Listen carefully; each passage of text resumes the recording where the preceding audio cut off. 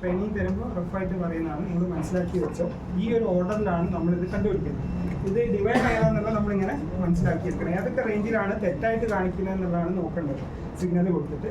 Okay, ഇതിൽ ഓരോ divider ഇവിടെ താഴെ കൊടുത്തിട്ടുണ്ട്. 1/10 ആണെങ്കിൽ 1/10 ഇവിടെ ഉണ്ട്. 1/100 ആണെങ്കിൽ 1/100 ഇവിടെ ഉണ്ട്. അതിൻ്റെ സർക്യൂട്ടാണത്, അതിൻ്റെ വാല്യൂ ആണ് ഇവിടെ. ഓക്കെ, എക്സാമ്പിള് 1/2 ആ രീതിയിലേക്കുള്ള ഡിവൈഡറുകൾ ഇവിടെ കണ്ടുപിടിച്ചിട്ടുണ്ട്. ഓരോ ഡിവൈഡർ ഇവിടെ ഉണ്ട്. 333, ഇത് 750 1/4 കേട്ടോ. ഈ ഡിവൈഡറിലേക്ക് വരുമ്പോൾ ഏകദേശം 1/4 ആയിട്ടാണ് വരിക കേട്ടോ. കാരണം 333 + 750 മൊത്തം 4 ഒന്നായിട്ടാണ് ഇവിടെ ഡിവൈഡ് ആയിട്ട് കിട്ടുക. അതാണ് 1/4 വന്നിട്ടുള്ളത് കേട്ടോ. ഇങ്ങനെയാണ് ഓരോ ഡിവൈഡർ ഉണ്ടാവുക. ഏകദേശം മനസ്സിലായോ റഫായിട്ട്? ഇവിടെ 1/4 അല്ല, 1/4 എന്ന് വെച്ചാൽ ഇവിടെയാണ് വരിക. അപ്പോൾ ഈ പൊസിഷനിൽ എന്ന് വെച്ചാൽ ഫസ്റ്റില്ല, 2ല്ല, 3ൽ വരും, 4ല്ല, 5ല്ല, 6ൽ വരും, 7ല്ല, 8ല്ല, 9ൽ വരും. അങ്ങനെയാണ് ഈ ഡിവൈഡർ ഓർഡറിലാണെങ്കിൽ അത്രയും അങ്ങനെ ഓരോ ഓർഡറിലായിരിക്കും തെറ്റ് കാണിക്കുക കേട്ടോ. സിമ്പിളായിട്ടൊരു വോൾട്ടേജ് ഡിവൈഡറാണ്, നിങ്ങൾ റഫായിട്ട് മനസ്സിലാക്കിയാൽ മതി. പക്ഷേ ഇൻപുട്ട് സിഗ്നൽ വരുന്നില്ലെങ്കിൽ ആദ്യം നമ്മൾ നോക്കേണ്ട ഇവിടുന്ന് കപ്ലിംഗ് സ്വിച്ചാണ്. ഫസ്റ്റ് ഈ സ്വിച്ച് വഴിയാണ് ഇതിലേക്ക് വരിക. പിന്നെ അതുപോലെ തന്നെ ഇവിടുന്ന് വരുന്ന സെൻറ്ററിൽ നിന്ന് ഇങ്ങോട്ട് വരുന്നത് ചെറിയൊരു റെസിസ്റ്റൻസ് വഴിയാണ് സാധാരണ കണക്ട് ചെയ്യാറുള്ളത്. 10 ohm ഒക്കെ വെച്ചിട്ടാണ്. ഇതിലിപ്പോൾ ഡയറക്റ്റ് വയർ വെച്ച് കണക്ട് ചെയ്ത് കാണുന്നുണ്ട്, നമുക്ക് ഇഷ്യൂ കേട്ടോ. സാധാരണ 10 ohm വെച്ചിട്ടാണ് ഇത് കണക്ട് ചെയ്യാറുള്ളത്. അപ്പോൾ ആ റെസിസ്റ്റൻസ് അധികം പോകാറുണ്ട്. തീരെ സിഗ്നൽ കിട്ടുന്നില്ലെങ്കിൽ ആദ്യം നമ്മൾ നോക്കേണ്ടത് ഈ സ്വിച്ചുകൾ രണ്ടും ക്ലിയർ ആണോ എന്നുള്ളതാണ്. ആ സ്വിച്ച് എന്താ ചെയ്യേണ്ടതെന്ന് വെച്ചാൽ നമുക്കിങ്ങനെ വലിച്ചെടുക്കാൻ പറ്റും, ഇതിൽ വലിച്ചൂരി എടുക്കാൻ പറ്റും. ഇപ്പോൾ ഇതിൻ്റെ WD-40 അടിക്കുമ്പോൾ ഇതിൻ്റെ സ്വിച്ചിൻ്റെ സെൻറ്ററിൽ ഇങ്ങനെ പൊങ്ങി നിൽക്കുന്ന ഷാഫ്റ്റ് ഒരു സൈഡിലോട്ട് അതിൻ്റെ സ്പ്രേൻ്റെ ട്യൂബില്ലേ ജസ്റ്റ് ഇങ്ങനെ തള്ളി വെച്ചിട്ടാണ് പ്രസ് ചെയ്യുന്നത്. കാരണം നേരെ വെക്കുകയാണെങ്കിൽ അതിങ്ങനെ കറക്റ്റ് അടഞ്ഞിട്ടാണ് ഉണ്ടാവുള്ളൂ. അപ്പോൾ അതിൻ്റെ ഉള്ളിലേക്ക് സ്പ്രേ പോകുക. ജസ്റ്റ് ഷാഫ്റ്റ് ഒന്ന് സൈഡിലേക്ക് തള്ളി പിടിച്ചാൽ ട്രയാങ്കിൾ ഒരു ഗ്യാപ്പ് ഉണ്ടാവും, ആ സമയത്ത് സ്പ്രേ ആയിരിക്കും. ആ രീതിയിലേക്കാണ് സ്വിച്ച് ക്ലീൻ ചെയ്യേണ്ടത് കേട്ടോ. അപ്പോൾ ഓരോ സ്വിച്ചുകളാണ് ഫസ്റ്റ് നമ്മൾ നോക്കേണ്ടത്, കംപ്ലൈൻറ്റ് ഉണ്ടാവാനുള്ള ചാൻസ്. ഓക്കെ, പിന്നെ ഇതിൽ ഈ ഒരു CR കിട്ടിക്കഴിഞ്ഞാൽ നമ്മൾ ആദ്യം നോക്കേണ്ടത് പവർ സപ്ലൈ ഓക്കെ ആണോ എന്നാണ് കേട്ടോ. പവർ സപ്ലൈ ഓക്കെ ആണോ എന്നാണ് നോക്കേണ്ടത്. ഇതിൽ തന്നെ എഴുതിയിട്ടുണ്ട് ഇവിടെ +5 വോൾട്ട്, +9 വോൾട്ട്, അല്ല -9 വോൾട്ട്, +9 വോൾട്ട്, ഇവിടെ +150 വോൾട്ട്. ഇങ്ങനെ വോൾട്ടേജ് ഇവിടെ പ്രിന്റ് ചെയ്തിട്ടുണ്ട്. ആ വോൾട്ടേജ് ഓക്കെ ആണോ എന്നാണ് നോക്കേണ്ടത്. നമ്മൾ ചെയ്യേണ്ടതെന്ന് വെച്ചാൽ ആദ്യം ഇതിൻ്റെ ഗ്രൗണ്ട് ബോഡിയാണ്. അപ്പോൾ മൾട്ടിമീറ്റർ മൈനസ് ബോഡിയിൽ കണക്ട് ചെയ്തില്ല, മൾട്ടിമീറ്റർ മൈനസ് ബോഡിയിൽ കണക്ട് ചെയ്തില്ല. എന്നിട്ട് ഫസ്റ്റ് മൾട്ടിമീറ്റർ ഇത് വെച്ചിട്ട് ഓരോ പിന്നിലും അമർത്തി. ഇതൊക്കെ പ്രാക്ടിക്കൽ എക്സ്പീരിയൻസ് ആണ് കേട്ടോ. നമ്മൾ വെറുതെ തൊട്ട് കഴിഞ്ഞാൽ ചിലപ്പോൾ വോൾട്ടേജ് കാണിക്കണമെന്നില്ല. കാരണം ബോർഡിൻ്റെ പുറത്ത് ഒരു കോട്ടിംഗ് ഉണ്ടാവും, അക്രിലിക് കോട്ടിംഗ് ഉണ്ടാവും, ഒരു ട്രാൻസ്പെറൻ്റ് ആയിട്ടുള്ള പ്ലാസ്റ്റിക് കോട്ടിങ് കൊടുക്കാറുണ്ട്. അങ്ങനെ നമ്മൾ ജസ്റ്റ് നമ്മൾ തൊട്ട് നോക്കിയാൽ ചിലപ്പോൾ കാണിക്കില്ല. അപ്പോൾ മൾട്ടിമീറ്ററിൻ്റെ ഷാർപ്പായിട്ടുള്ള പോയിൻ്റർ വെച്ചിട്ട് ജസ്റ്റ് ഒന്ന് ഇങ്ങനെ സ്ക്രാച്ച് ചെയ്തിട്ട് പിടിച്ചാൽ നമ്മൾ ചെക്കിങ് കറക്റ്റ് ആണെന്നുള്ളത് നമ്മൾ ആദ്യം ഉറപ്പാക്കണം കേട്ടോ. ജസ്റ്റ് അപ്പോൾ ആദ്യം ചെക്ക് ചെയ്യേണ്ടത് ജസ്റ്റ് ഒന്ന് ബോഡി ഗ്രൗണ്ടിലിടുക. അത് നമുക്കിവിടെ എവിടെയെങ്കിലും കുത്തി വെച്ചാലും മതി കേട്ടോ. കറക്റ്റായിട്ട് എവിടെയെങ്കിലും വെച്ചാലും മതി, കൈ കൊണ്ട് പിടിച്ചിട്ട് കുത്തിയത് എടുത്തിട്ട് ജസ്റ്റ് ആദ്യം 5 വോൾട്ട് ഓക്കെ ആണെന്ന് നോക്കാം. -9 +1 ഇത്ര ഓക്കെ ആണെന്ന് നോക്കാം. ഓക്കെ, ഞാൻ അതിൻ്റെ സർക്യൂട്ട് എടുക്കാം.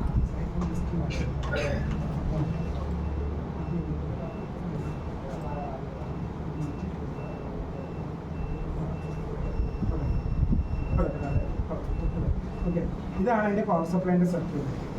ഇതിൽ ഇവിടെ 5 വോൾട്ട് വരുന്നത് ഇവിടെയാണ്, 7805 വെച്ചിട്ടാണ്. ഇത് 7805 എന്ന് വെച്ചാൽ ഒരു റെക്റ്റിഫയർ ഇൻപുട്ട് വന്നു.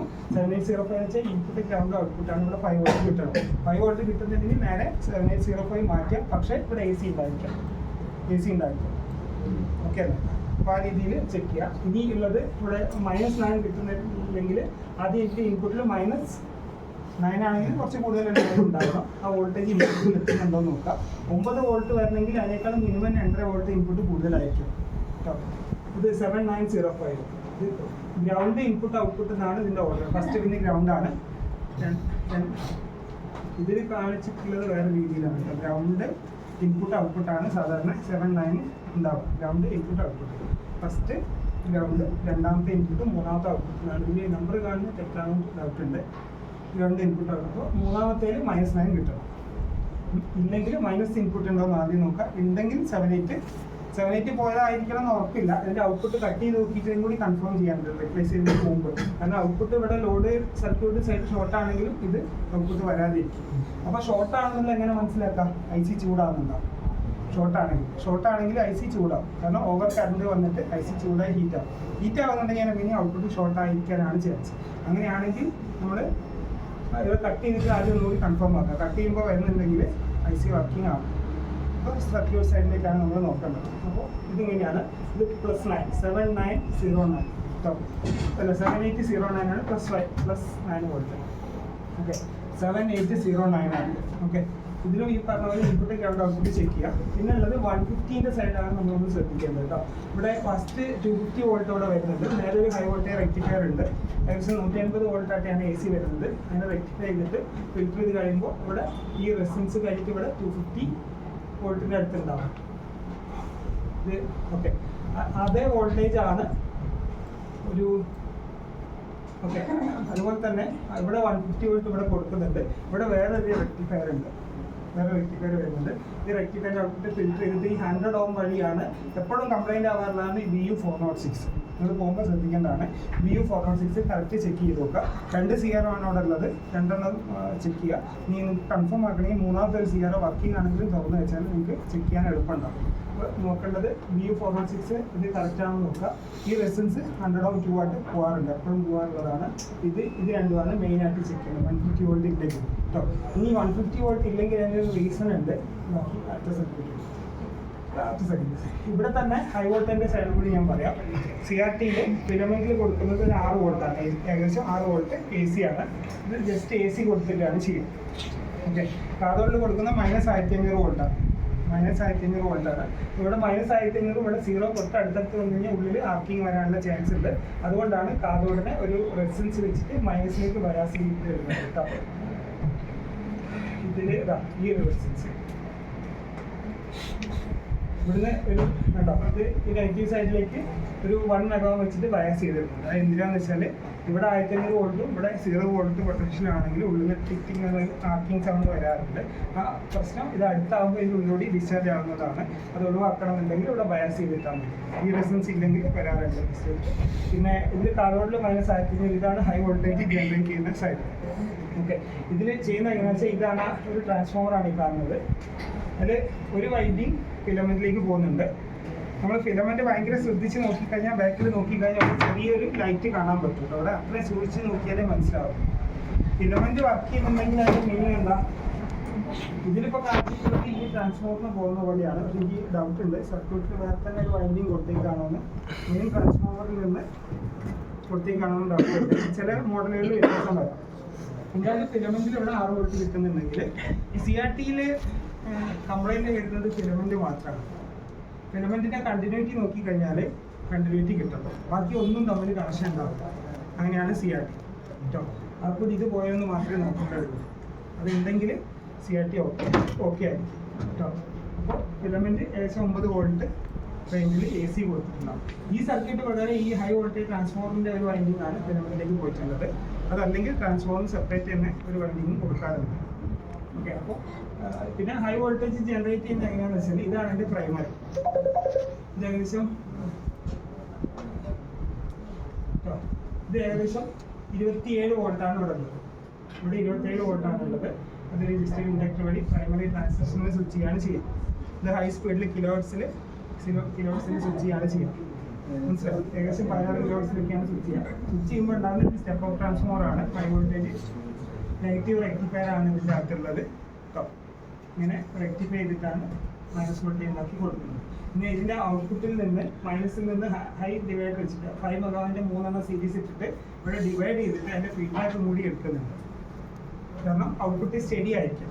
വോൾട്ടേജ് കൂടുകയും കുറയുകയും ചെയ്തുകൊണ്ടിരുന്നാൽ ഇൻറ്റൻസിറ്റി ഒക്കെ കൂടുകയും കുറയും ഫോക്കസ് മാറൊക്കെ വന്നുകൊണ്ടിരിക്കും. അതുകൊണ്ട് അതിനെ സ്റ്റെബിലൈസ് ചെയ്യാൻ വേണ്ടിയിട്ടാണ് ഈ ഔട്ട്പുട്ടിൽ നിന്ന് ഫീഡ്ബാക്ക് എടുത്തിട്ട് ഇവിടെ സ്റ്റെബിലൈസ് ചെയ്തിട്ട് ഇതിൻ്റെ ഫ്രീക്വൻസി കൺട്രോൾ ചെയ്ത് സ്വിച്ചിങ് കൺട്രോൾ ചെയ്തുകൊണ്ടിരിക്കും. റഫായിട്ടുള്ള സർക്യൂട്ടാണ്, റഫായിട്ട് മനസ്സിലാക്കിയാൽ മതി. നിങ്ങൾ സ്വന്തമായിട്ട് വർക്ക് ചെയ്താൽ മാത്രമേ ഇമ്പ്രൂവ് ആവും സർവീസ് കേട്ടോ. നമ്മൾ ഓരോരുത്തരും എനിക്ക് പറയാനുള്ളത് നിങ്ങൾ അത് പോസ് ചെയ്യും, മനസ്സിലായില്ലേ അല്ലേ? ഈ സൈഡിൽ നിന്ന് ഓസിലേറ്റർ ആണ്. ഇതിൽ ഓരോ ഫ്രീക്വൻസി ഫ്രീക്വൻസി റേഞ്ച് സെലക്ട് ചെയ്യുമ്പോഴും സ്വിച്ച് ഓരോ പൊസിഷനും മാറിക്കൊണ്ടിരിക്കുകയാണെങ്കിൽ ഓരോ റെസിസ്റ്റൻസ് സെലക്ട് ആവുകയാണ് ചെയ്യും. എന്നിട്ട് ഇതിൻ്റെ ഒരു കോമൺ കപ്പാസിറ്റർ ഉണ്ട്, ഒരു ഇതാണ് തോന്നുന്നു, അത് കറക്റ്റ് നോക്കണം. ഏതൊരു സർക്യൂട്ട് നോക്കിയാലേ മനസ്സിലാവും കേട്ടോ. എന്തായാലും അതിൻ്റെ സി എവിടെയാണുള്ളതെന്ന് തോന്നുന്നു, ചെക്ക് ചെയ്യാറുണ്ട് കേട്ടോ. അത് ട്രേസ് ചെയ്താലേ പറ്റുള്ളൂ. ആ കപ്പാസിറ്ററാണ് നേരത്തെ കാണിച്ചിരുന്നത്, റെസിസ്റ്റൻസ് ആണുള്ളത്. ഇവിടെ എങ്ങനെയാണ് സോഫ്റ്റ് ഉണ്ടാവുക, ആ സോഫ്റ്റാണ് ആംപ്ലിഫയറിലേക്ക്. ഇതാണ് ഹൊറിസോണ്ടൽ ആംപ്ലിഫയർ കേട്ടോ. ടു CRT എന്ന് കാണിച്ചാൽ ടു CRT. ഇത് കാഥോഡ് റേ ട്യൂബിലേക്ക് പോകുന്ന ഫൈനൽ ഇതാണ്. ഏകദേശം ഹൊറിസോണ്ടലായിട്ടാണ് 180 വോൾട്ട് ഉണ്ടാവും, ഈ 200 സംതിങ് വോൾട്ട്. കാരണം ഇതിൽ CRTയുടെ സ്ക്രീനിൻ്റെ പ്രത്യേകത നോക്കുക, ഹൈറ്റ് കുറവാണ്, വീതി കൂടുതലാണ്. അപ്പോൾ കൂടുതൽ ഡിഫ്ലക്ഷൻ വേണ്ടത് ഹൊറിസോണ്ടലായിട്ടാണ്. അതുകൊണ്ട് തന്നെ കൂടുതൽ സപ്ലൈ ഹൊറിസോണ്ടൽ സപ്ലൈ ആയിരിക്കും ഉണ്ടാകും. ഈ സപ്ലൈ ആയിരിക്കും കൂടുതൽ ഉണ്ടാവുക. അത് 250 വോൾട്ടാണ് കണ്ടോ, മറ്റേത് 150 വോൾട്ടാണ്. ഈ 150 വോൾട്ടിൽ നിന്ന് ആണ് ട്രാൻസിസ്റ്ററിനെ ഡ്രൈവ് ചെയ്യിച്ചിട്ട് ഒരിറ്റം -9 ആണ്, ഇവിടെ -9 ആണ്, ഒരിറ്റം 150 വോൾട്ടാണ് കേട്ടോ. എന്നിട്ട് ഇങ്ങനെ ഈ സർക്യൂട്ട് ഇവിടെ കൊടുക്കുന്ന സർക്യൂട്ട് അനുസരിച്ച് കൺട്രോൾ ആയിട്ട് ആണ് വർക്ക് ചെയ്യുന്നത്. അപ്പോൾ ഹൊറിസോണ്ടൽ സെക്ഷൻ സർക്യൂട്ട് ഇല്ലെങ്കിലാണ് നിങ്ങൾ നോക്കേണ്ടത്, ബീം ഇല്ലെങ്കിലാണ് നിങ്ങൾ നോക്കേണ്ടത്. ഫസ്റ്റ് സെക്കൻഡ് എപ്പോഴും സപ്ലൈ ആണ്, സപ്ലൈ ഉണ്ടാവുന്നതാണ്. പിന്നെ ഇതിൽ പൊതുവെ പോകാനുള്ള വേറൊരു കാര്യം, ഇവിടെ ഒരു കപ്പാസിറ്റർ ഉണ്ട് കേട്ടോ. ഈ കപ്പാസിറ്റർ ഒക്കെ പോകുന്ന കാണാറുണ്ട്, അത് വിട്ടേക്ക് തക്കാളിയിൽ വിട്ടേക്ക്. സർക്യൂട്ട് കൂടി നമുക്ക് ഷെയർ ചെയ്തിടാം.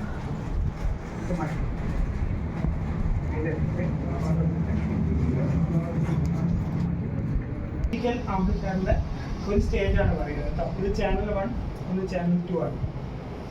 ഓക്കെ, ഇത് ഒന്ന് ചാനൽ 1, ഒന്ന് ചാനൽ 2. ഫസ്റ്റ് വരുന്നത് AC/DC കപ്ലിംഗ് സ്വിച്ചിലേക്കാണ്.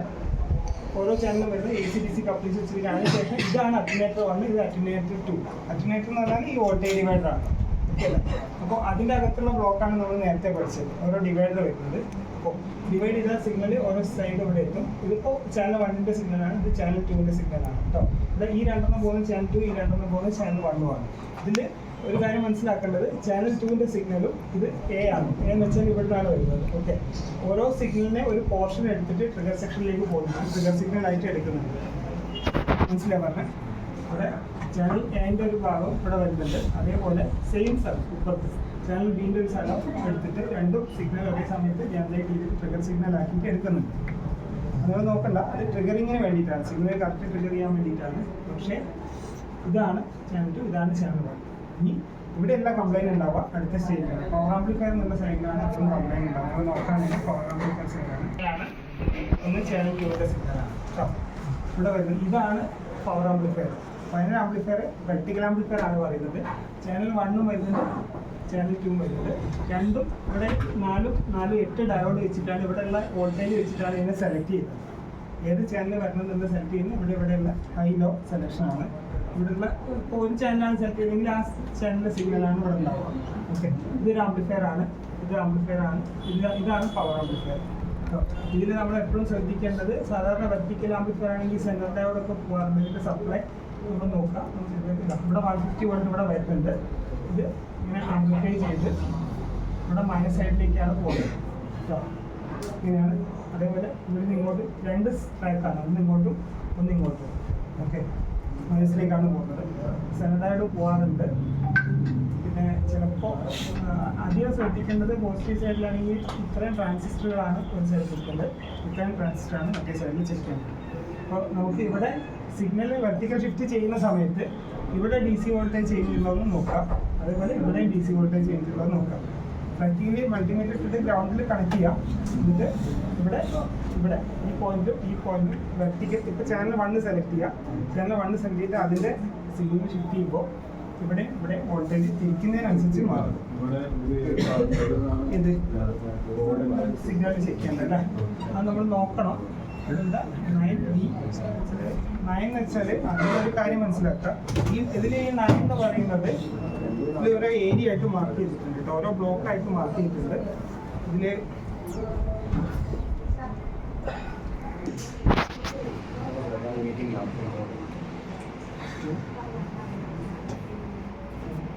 ട്രാൻസിസ്റ്ററുകൾ പോകാറുണ്ട്. പിന്നെ മറ്റേ നിങ്ങൾ